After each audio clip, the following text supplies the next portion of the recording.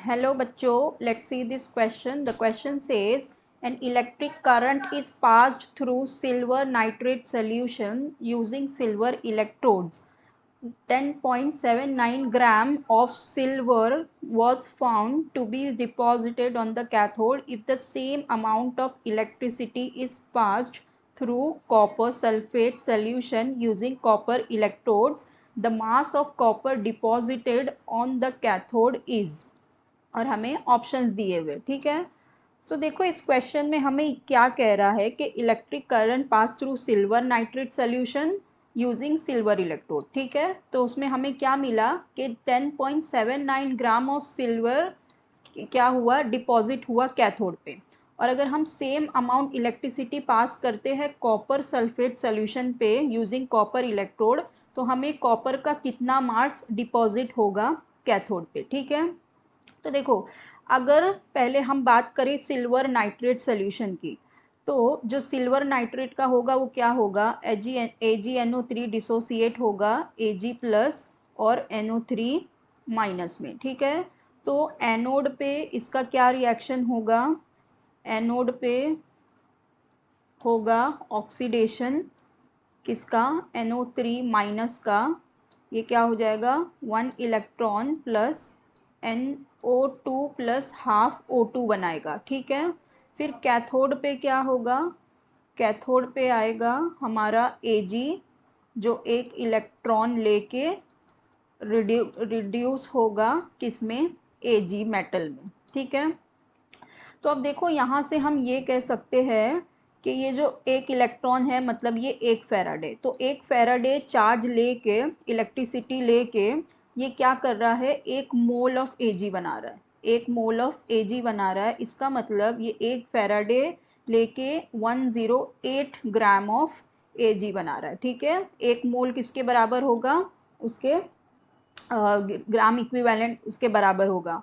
तो अब हम ये कह सकते हैं कि इक्विवेलेंट वेट ऑफ Ag, इससे हम निकालेंगे तो कितना मिलेगा, 108 अपॉन एन फैक्टर कितना होगा, Ag प्लस 1 में है तो क्या होगा 1, तो इसका कितना हो जाएगा 108 ग्राम। इक्विवेलेंट वेट ऑफ Ag कितना हो जाएगा 108 ग्राम।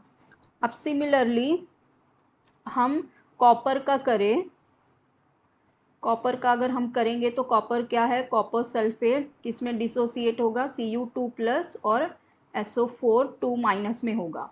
तो हमारे कैथोड पे क्या रिएक्शन आएगा, एक्चुअली हमारा कैथोड का रिएक्शन इंपॉर्टेंट है ना, क्योंकि कैथोड का डिपोजिशन पूछा है। तो कैथोड पे क्या होगा, Cu2 प्लस 2 इलेक्ट्रॉन लेके Cu मेटल बनाएगा, ठीक है। तो यहाँ पे मतलब 2 फेराडे चार्ज लेके 1 मोल ऑफ कॉपर बना रहा है, 2 फेराडे लेके 1 मोल बना रहा है।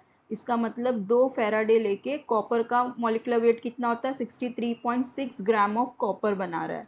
सो अब इसका अगर हम इक्विवेलेंट वेट कैलकुलेट करेंगे, इक्विवेलेंट वेट ऑफ कॉपर कितना हो जाएगा 63.6 अपॉन इसका एन फैक्टर कितना है 2 प्लस ऑक्सीडेशन स्टेट है तो 2 हो जाएगा। सो इट विल बी 31.8 ग्राम, ठीक है। तो अब हमें इसका भी इक्विवेलेंट वेट मिल गया, कॉपर का भी कितना है 31.8 ग्राम।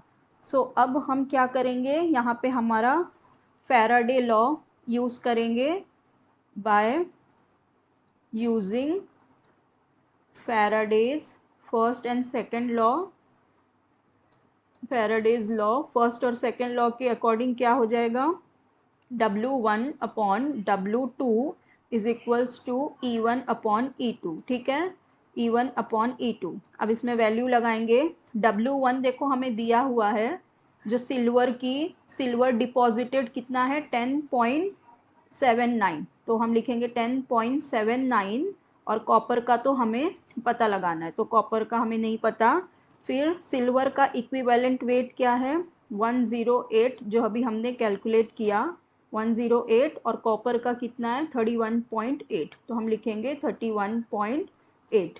सो जब हम इसे कैलकुलेट करेंगे तो ये क्या हो जाएगा, W2 इज इक्वल्स टू ये हो जाएगा 10.79 इंटू 31.8 अपॉन 108, तो ये आ जाएगा 3.2 grams of copper will be deposited on the cathode. ठीक है, तो ये कैथोड पे हमारा कितना कॉपर डिपॉजिट होगा सेम इलेक्ट्रिसिटी पास करने पर 3.2 ग्राम्स।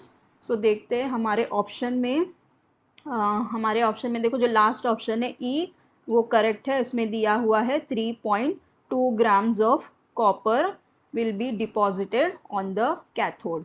ए रॉन्ग है, B wrong, C wrong, D wrong. Correct option is option E 3.2 grams. I hope you understood it well. Best of luck. Thank you.